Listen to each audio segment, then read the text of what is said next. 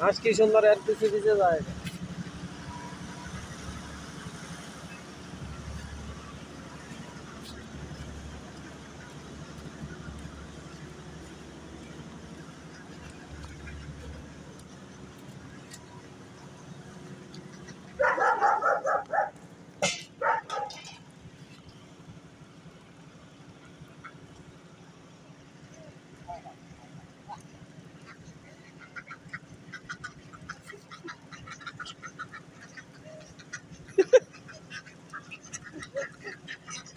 পাগলই ধরছে হাঁসের, কেরম খিদে হইলে ধরতে পারে চিন্তা করেন।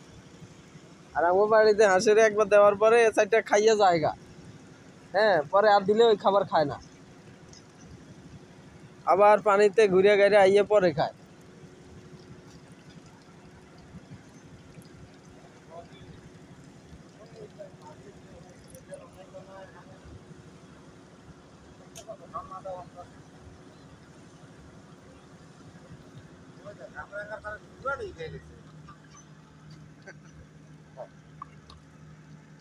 এত বড় কামরাঙা গাছ আপনারা লাগাইছেন? ছোটতে লাগাইতেন। ছাগলও রাখবো, গরু রাখবো।